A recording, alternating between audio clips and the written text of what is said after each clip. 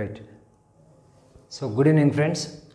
మనకు current affairs చూసినట్టయితే మే 16 ఈ రోజున బుద్ధ పూర్ణిమ.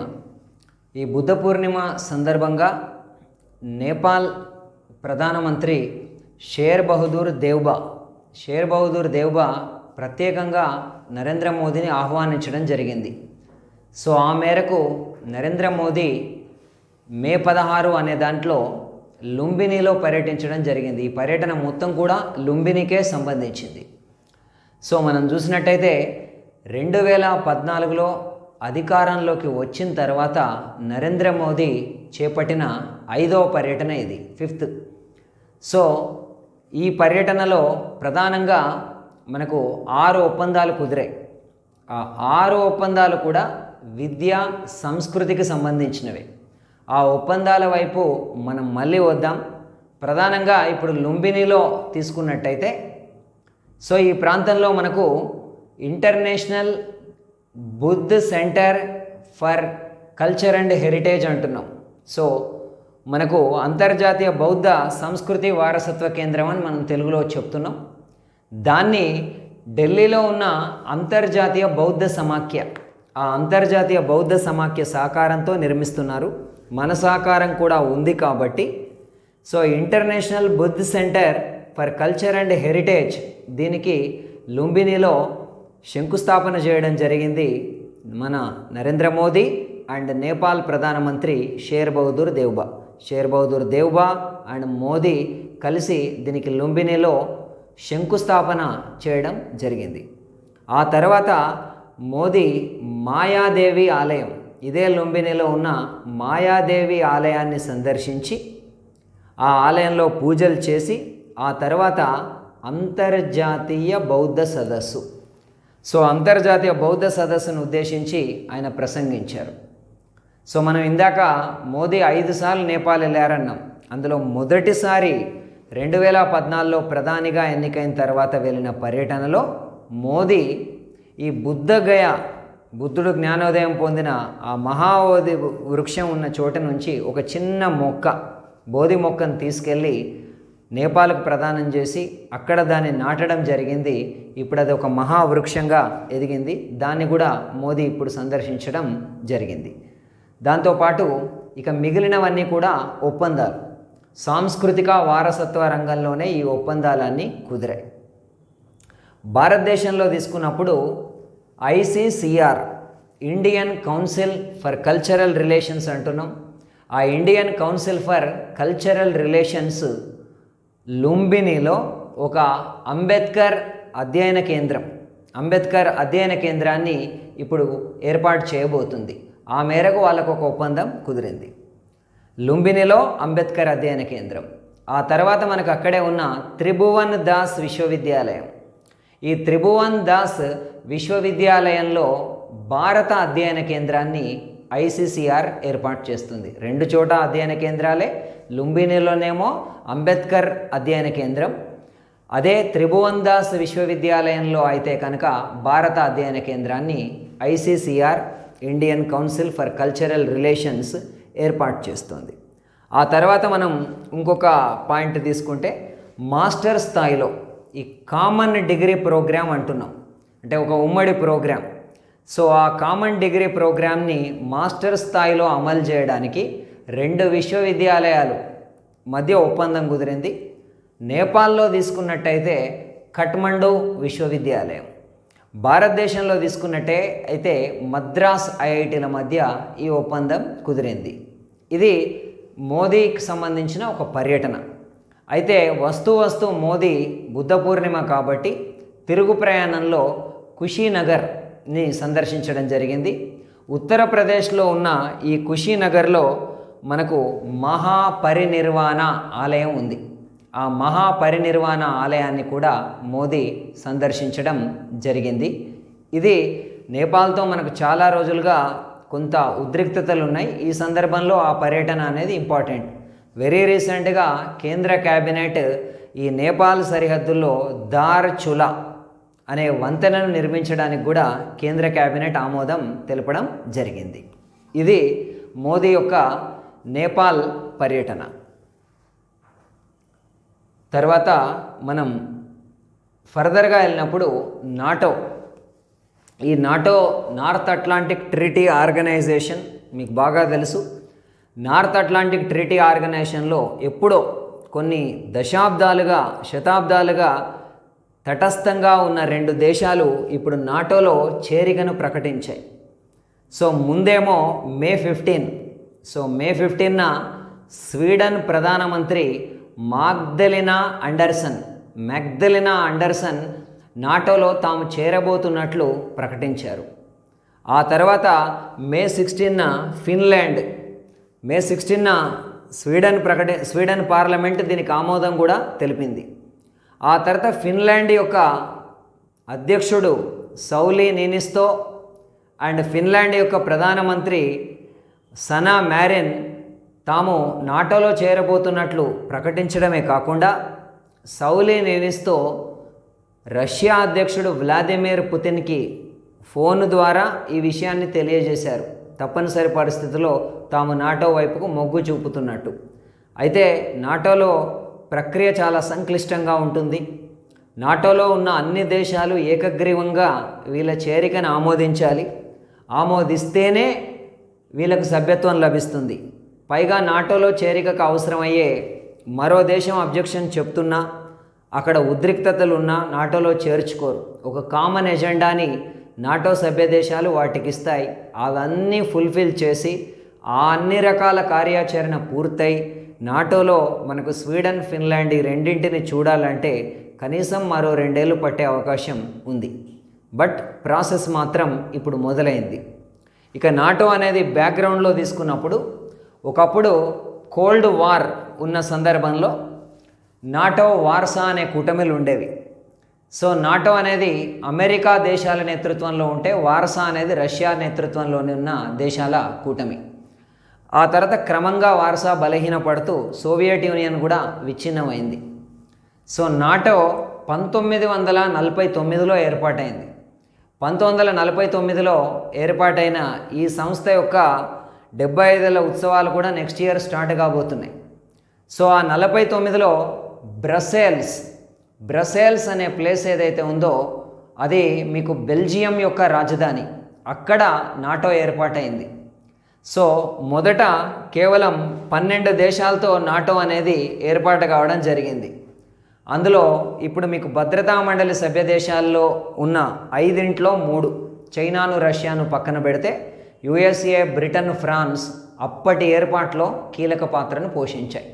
చాలా కాలం పాటు నాటో స్తబ్దంగా ఉన్న ఆ తర్వాత 1991లో సోవియట్ యూనియన్ క్రమంగా విచ్ఛిన్నం జరిగిన తర్వాత విడిపోయిన దేశాల్లో చాలా తూర్పు యూరప్ దేశాలు సోవియట్ యూనియన్ విచ్ఛిన్నం తర్వాత క్రమంగా నాటో గూటిలోకి వచ్చాయి. ప్రస్తుతానికి నాటోలో మీకు 30 సభ్య దేశాలు ఉన్నాయి. ఇప్పటికిప్పుడు వీళ్ళు చేరికను ప్రకటించినా అవన్నీ ఇప్పటికిప్పుడు అందులో చేరే అవకాశం లేదు. కాబట్టి నాటో సభ్యత్వం అయితే నేరుగా పెరగదు. 30 దేశాలు ఉన్నాయి. భవిష్యత్తులో చేరడానికి నిర్ణయించుకున్న దేశాలు స్వీడన్, ఫిన్లాండ్. స్వీడన్ యొక్క రాజధాని స్టాక్హోమ్, అలాగే ఫిన్లాండ్ యొక్క రాజధాని హెల్సింకి. అలాగే మనకు ఫిన్లాండ్లో కరెన్సీగా యూరో ఉంది. స్వీడన్లో కరెన్సీగా స్వీడిష్ క్రోన్ అనేది ఉంది. మనకు నోబెల్ బహుమతి కూడా ఆ కరెన్సీలోనే వస్తుంది. తర్వాత మనం ఫర్దర్గా వెళ్తే ఫ్రాన్స్లో మనం మేజర్గా గుర్తుపెట్టుకోవాల్సిన విషయం ఏంటంటే ఫ్రాన్స్లో మనం ఆల్రెడీ గత తరగతుల్లో చెప్పుకున్నాం. ఇటీవల జరిగిన అధ్యక్ష ఎన్నికల్లో ఎమ్మాన్యుయల్ మెక్రాన్ గెలవడం జరిగింది. సో ఎమ్మాన్యుయల్ మెక్రాన్ నెగ్గిన తర్వాత అంటే ఆయన నెగ్గడం ఇది వరుసగా 2వసారి. ఆయనకు అక్కడ అధ్యక్షుడు చేతిలో సర్వాధికారాలు ఉంటాయి. ఆయన క్యాబినెట్ని తిరిగి నియమించుకోవడంలో భాగంగా ఆయనకు ఆ వీలు కల్పించడంలో భాగంగా ఇప్పటి వరకు కొనసాగిన ఫ్రాన్స్ ప్రధానమంత్రి రాజీనామా చేయడం జరిగింది. ఆ ఫ్రాన్స్ ప్రధానమంత్రి పేరే జీన్ క్యాస్టిక్స్. ఈ జీన్ క్యాస్టిక్స్ రాజీనామా చేయడంతో కొత్తగా పుట్టుకొచ్చిన వ్యక్తి పేరు ఎలిజబెత్ బోర్న్. మనం పుట్టేటప్పుడు మనలో జన్యువులు ఉంటాయి, జీన్ వెళ్తే బోర్న్ రావటం జరిగింది, మనం పుట్టాం. So Elizabeth Born. సో ఆమె ఫ్రాన్స్కి ఇప్పటి వరకు 2వ మహిళా ప్రధానమంత్రి. అంతకంటే ముందు ఇప్పటి వరకు ఉన్న క్యాబినెట్లో ఆమె 2020 నుంచి కార్మిక మంత్రిగా కొనసాగుతున్నారు. ఇప్పుడు కార్మిక మంత్రి నుంచి ప్రధానమంత్రి కావడం జరిగింది ఎలిజబెత్ బోర్న్. అయితే ఈమె 2వ మహిళా ప్రధానమంత్రి అని చెప్పాం కాబట్టి సో మనకు మొదటి ప్రధానమంత్రి ఎవరు అనేది ఆటోమేటిక్గా బిట్ అవుతుంది. ఆమె ఎడిత్ క్రెసిన్. 1991 అప్పుడు పివి నరసింహారావు సమయంలో ఫ్రాన్స్ ప్రధానమంత్రిగా కొనసాగిన వ్యక్తి ఆమె. ఎడిత్ క్రెసిన్ అనేది ఆమె పేరు. ఇక మనకు ఎస్సీఓ అంటాం, Shanghai cooperation organisation. So Shanghai cooperation ఆర్గనైజేషన్లో తీవ్రవాద వ్యతిరేక విభాగం ప్రాంతీయ సమావేశం జరిగింది. ఆ పేరులోనే మనకు కనిపిస్తుంది. తీవ్రవాద వ్యతిరేక విభాగం ప్రాంతీయ సమావేశం ఎక్కడ జరిగింది అంటే ఢిల్లీలో జరిగింది. సో ఢిల్లీలో జరిగిన ఈ అంశంలో ఆఫ్ఘనిస్తాన్ గురించి చర్చించడం జరిగింది. షాంఘై కోఆపరేషన్ ఆర్గనైజేషన్లో ఆఫ్ఘనిస్తాన్ పరిశీలక దేశంగా ఉంది. ఆ పరిశీలక దేశంలో పరిస్థితి పైన దీంట్లో సమీక్షించడం జరిగింది. ఈ సదస్సుకు సభ్య దేశాల్లో నుంచి so Bharat, Pakistan, China, Russia, తర్వాత ఉజ్బెకిస్తాన్, కజకిస్తాన్, తజకిస్తాన్, కిర్గిస్తాన్ ప్రతినిధులు ఈ సమావేశానికి హాజరు కావటం జరిగింది. తర్వాత ఇక యునిసెఫ్. సో సింపుల్గా దాన్ని మనం ఐరాస బాలల నిధి అంటున్నాం. ఆంగ్లంలో ఉన్న అబ్రివేషన్లో నుంచి ఇంటర్నేషనల్, ఎమర్జెన్సీ ఇట్లాంటి పదాలు తొలగించిన తర్వాత దానికి వరుసగా 20వ సంవత్సరం సౌహార్ద రాయబారిగా సచిన్ టెండూల్కర్ కొనసాగుతున్నారు. ఇప్పుడు కూడా ఆయన నియమితుడు కావడంతో 20 years కంప్లీషన్ అనేది అది. సో ఐక్యరాజ్య సమితి బాలల యొక్క అభివృద్ధికి పాటుపడుతుంది కాబట్టి ఈ బాలలకు సంబంధించిన సమస్యలు, పౌష్టికాహారం, బాలల్లో పేదరికం ఇట్లాంటి లోపాలపైన సౌహార్ద రాయబారిగా సచిన్ టెండూల్కర్ పనిచేస్తున్నారు. ఆ తర్వాత రామనాథ్ కోవింద్, దాదాపు రాష్ట్రపతిగా ఈయనకి ఇది చివరి పర్యటన అవుతుండొచ్చు.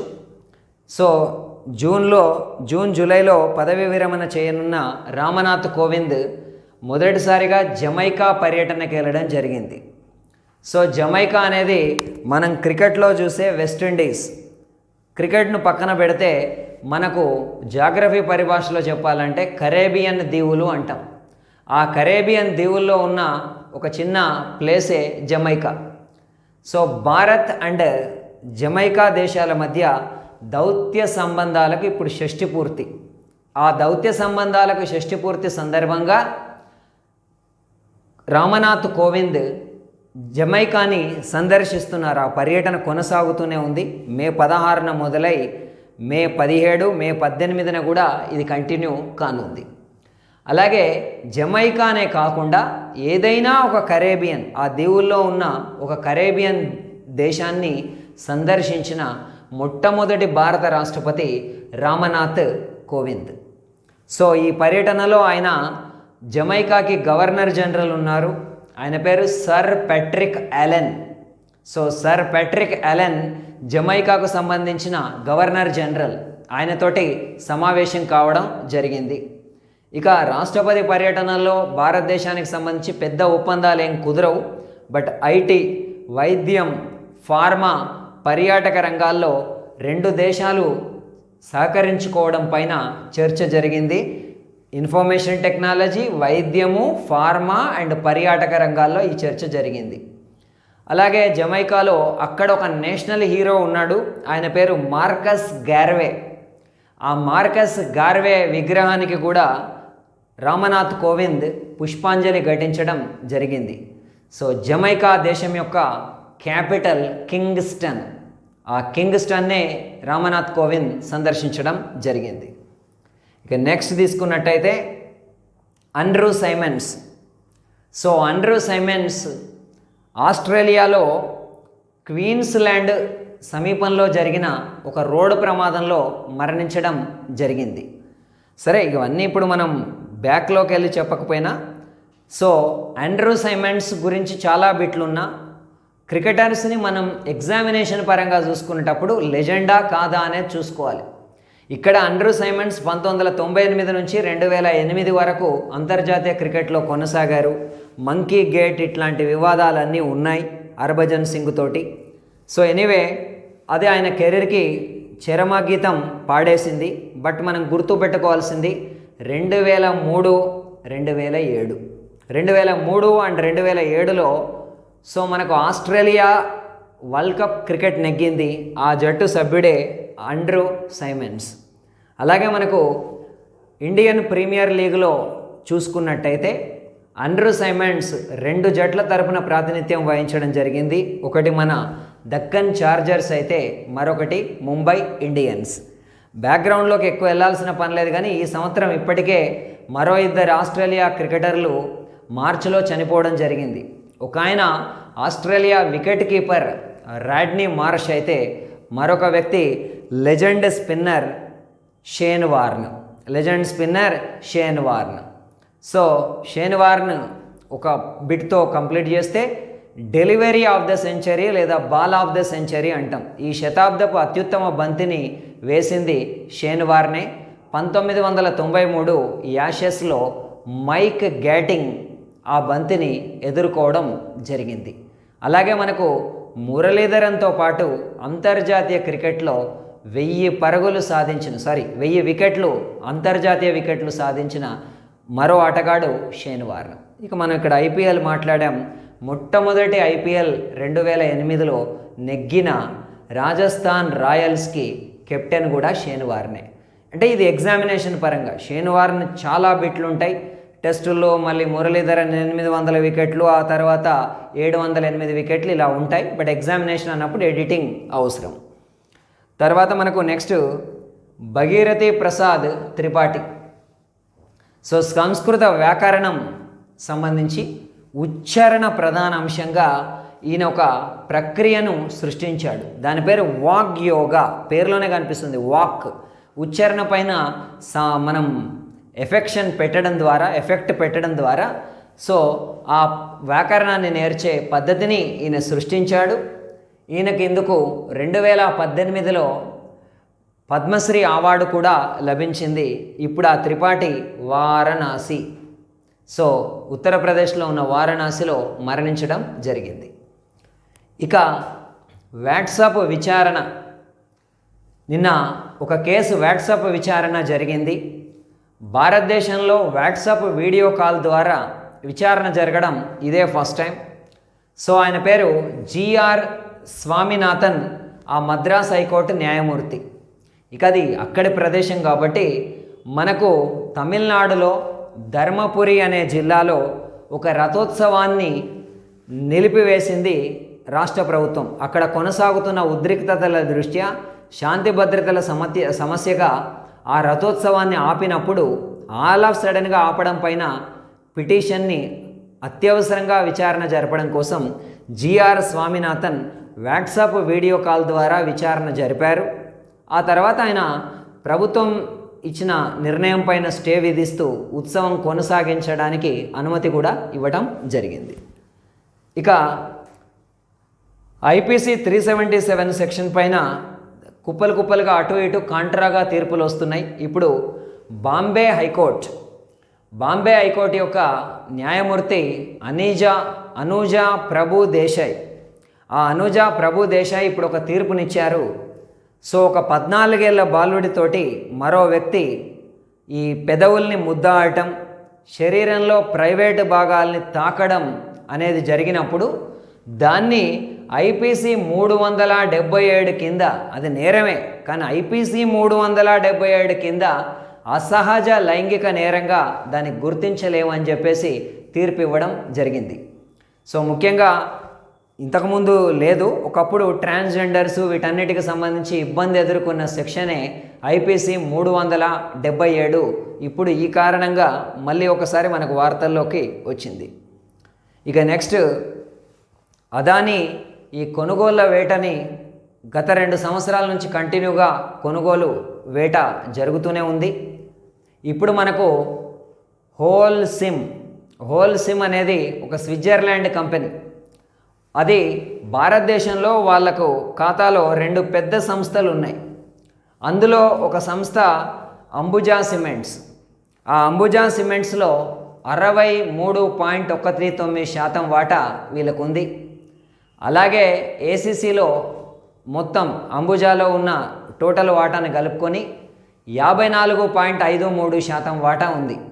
ఈ 2 వాటాల్ని అంబుజాలో ఉన్న 63.19% వాటా, ఏసీసీలో ఉన్న 54.53% వాటా, ఈ 2 కూడా అమ్మడం ద్వారా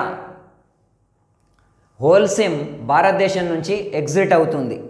ఇప్పటి వరకు భారతదేశం నుంచి ఉపసంహరించబడిన, అంటే భారత్ వదిలి వెళ్ళిపోయిన అతిపెద్ద విదేశీ ప్రత్యక్ష పెట్టుబడి ఇదే.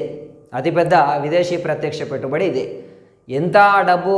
$10.5 బిలియన్.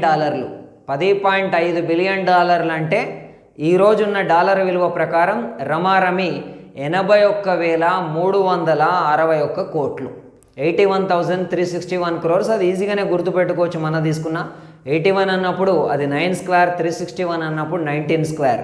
అది 9 స్క్వేర్ 19 స్క్వేర్ అనేది పాయింట్. సో మన కరెన్సీలో కన్నా అది డాలర్లో జరిగింది కాబట్టి $10.5 బిలియన్. ఈ కొనుగోలు తర్వాత అదానీ గ్రూపు భారతదేశంలో సిమెంట్ రంగంలో 2వ అత్యున్నత సంస్థగా ఆవిర్భవించడం జరిగింది. ఇక మనం నెక్స్ట్ తీసుకున్నట్టయితే సర్కండ్ అనే ప్లేసు పెషావర్ సమీపంలో ఉంటుంది. పెషావర్ సమీపంలో ఖైబర్ పఖ్తూన్ఖ్వా అంటాం. సో అక్కడ కూడా ఇది ఒక వివాదాస్పద రాష్ట్రం. నిత్యం తీవ్రవాద సంబంధిత సమస్యలతో సతమతమయ్యే రాష్ట్రం. ఆ ఖైబర్ పఖ్తూన్ఖ్వా రాష్ట్రంలో పెషావర్ సమీపంలో సర్కండ్. ఆ సర్కండ్లో సిక్కుల సంఖ్య కూడా ఎక్కువగానే ఉంది. అలాంటి ఈ సుగంధ ద్రవ్యాల వ్యాపారం చేసే 2 సిక్కు వ్యాపారుల్ని కాల్చి చంపడం జరిగింది. ఒక వ్యక్తి పేరు సల్జీత్ సింగ్, మరో వ్యక్తి పేరు రంజిత్ సింగ్. సో ఇదే ఖైబర్ పఖ్తూన్ఖ్వా రాష్ట్రంలో మార్చి 4న కూడా ఒక షియా మసీదు, ఆ షియా మసీదులో ఆత్మాహుతి దాడి జరిగింది. ఆ ఆత్మాహుతి దాడిలో 56 మంది మరణించడం జరిగింది. నెక్స్ట్ మనకు Thomas cup and Uber cup. మహిళల బ్యాడ్మింటన్లో టీమ్ టెన్నిస్లో అత్యుత్తమ కప్గా ఉబర్ కప్ అని చెప్తాం. అటు ఉబర్ కప్ ఇటు థామస్ కప్ 2 కూడా ఒకటే చోట జరిగాయి. దాన్ని బ్యాంకాక్ అని చెప్తాం. బ్యాంకాక్ థాయిలాండ్ యొక్క రాజధాని. సో ఉబర్ కప్ని దక్షిణ కొరియా గెలుచుకుంది. సో ఉబర్ కప్ ఫైనల్లో అది చైనాను ఓడించడం జరిగింది. మన ఫోకస్ అంతా థామస్ పైన ఉన్నప్పుడు ఉబర్ కప్ మిస్ అయ్యే ఛాన్స్ ఉంటుంది. ఇక బ్యాంకాక్లో థామస్ కప్ జరిగింది. ఈ థామస్ కప్ని భారతదేశం గెలుచుకుంది ఫస్ట్ టైం. ఇంతకుముందు థామస్ కప్ చరిత్రలో పురుషుల బ్యాడ్మింటన్ని థామస్ కప్ అంటాం. థామస్ కప్ చరిత్రలో భారతదేశం యొక్క గత ఉత్తమ స్థితి 1979లో భారతదేశం సెమీఫైనల్ చేరింది. అదే మన అత్యుత్తమ ప్రదర్శన. దాని పక్కన పెడితే మనం ఫైనల్ చేరడం ఇదే తొలిసారి. ఫైనల్ చేరడమే మొదలు ఏకంగా 14 సార్లు అత్యధికంగా ఈ టైటిల్ని గెలుచుకున్న ఇండోనేషియాను మనం ఫైనల్లో 3-0తో కంగు తినిపించడం జరిగింది. ఈ 3-0తో కంగు తినిపించిన మ్యాచ్లో మనం మొట్టమొదటి మ్యాచ్లో లక్ష్య సేన్ ఆ దేశానికి సంబంధించిన ఆంటోనీని ఓడించడం జరిగింది. రెండవ మ్యాచ్లో తీసుకునేటప్పుడు డబుల్స్ మ్యాచ్ అది. భారతదేశానికి సంబంధించిన సాత్విక్ సాయిరాజ్ అండ్ చిరాగ్ శెట్టి ఈ జంట ఇండోనేషియా జోడీని ఓడించారు. వాళ్ళ పేర్లు సంజయ్ సుకముల్జో అండ్ ఎహసాన్. ఆ జోడీని ఓడించడం ద్వారా మనం 2-0కు వచ్చాం.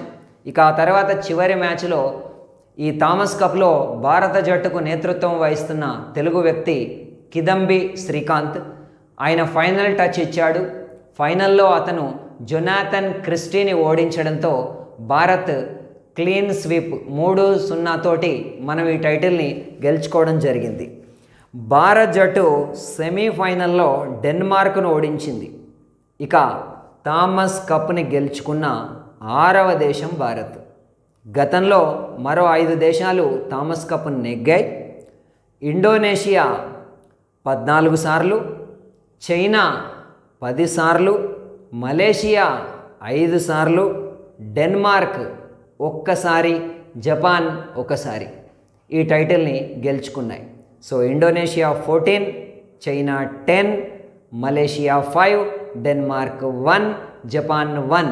ఇప్పుడు ఈ దేశాల సరసన ఈ టైటిల్ని నెగ్గిన 6వ దేశంగా భారతదేశం ఆవిర్భవించింది. అది థామస్ కప్. తర్వాత ఏకా ఈ9. సో మనకు భారతదేశంలో పూర్తి స్థాయిలో విద్యుత్ ఉద్గారాలు అంటే చాలా ఉన్నాయి. మనకు ఆల్రెడీ హైదరాబాద్కు సంబంధించిన ఒక కంపెనీ ఒలెక్ట్రా ఇట్లాంటి వాళ్ళు విద్యుత్ బస్సుల్ని పూర్తి చేసిన ఇప్పుడు మనకు ఒక రోడ్ షోలో సంబంధించి భారతదేశంలో పూర్తి స్థాయి శూన్య ఉద్గారాలు, కొద్దిపాటి ఆ 0.00 ఎర్రర్ కూడా లేకుండా శూన్య ఉద్గారాలతోటి పూర్తి స్థాయి విద్యుత్ బస్సు తమదే అని చెప్పేసి ప్రకటించడం చేసుకుంది ఆ యొక్క తయారీ సంస్థ. దాని పేరు పినాకిల్ ఇండస్ట్రీస్. పినాకిల్ ఇండస్ట్రీస్ తయారు చేసిన ఆ బస్సు పేరు ఏకా ఈ9, ఈకేఏ ఈ9 అనేది ఆ యొక్క విద్యుత్ బస్సు పేరు. ఇంకా ఇవి ఓకే. అన్వితా రెడ్డి. సో అన్వితా రెడ్డి మనం ఇంతకుముందు బిట్లు చెప్పుకున్నాం. ఎవరెస్ట్ రీసెంట్గా ఎవరెస్ట్ను అధిగమించడం ఇప్పుడు ఒక కామన్ ప్రక్రియగా మారింది. బట్ రీసెంట్గా ఎవరెస్ట్ను అధిగమించిన భువనగిరి జిల్లాకు సంబంధించిన ఒక యువతే అన్వితా రెడ్డి. ఇక diamonds are forever so, are ఆర్ మోడల్స్. Diamonds are forever so, are ఆర్ మోడల్స్ అనేది ఒక పుస్తకం. ప్రముఖ వజ్రాల వ్యాపారి గోవింద్ ధోలాకియా. ఆ గోవింద్ ధోలాకియా శ్రీరామకృష్ణ ఎక్స్పోర్ట్స్ అనే సంస్థకు ఆయన అధిపతి. ఆయన తన అనుభవాలతోటి ఈ పుస్తకాన్ని రాయటం జరిగింది. ఈ పుస్తకానికి సహరచయితలుగా ఒక ప్రసిద్ధ రచయిత అరుణ్ తివారీ, అలాగే ధోలాకియా యొక్క సహాయకుడు కమలేష్ యజ్ఞిక్ వ్యవహరించడం జరిగింది. 920 రూపాయల డబ్బు, 500 రూపాయల సొంత డబ్బు, మిగిలిన దాన్ని అప్పు తీసుకొని వచ్చి ప్రారంభించి కొన్ని 100 కోట్ల పరిశ్రమకి తాను ఎట్లా ఎదిగింది అనేది గోవింద్ ధోలాకియా ఈ పుస్తకంలో చెప్పడం జరిగింది. Right, thank you friends. Next వీడియోలో మళ్ళీ కలుద్దాం.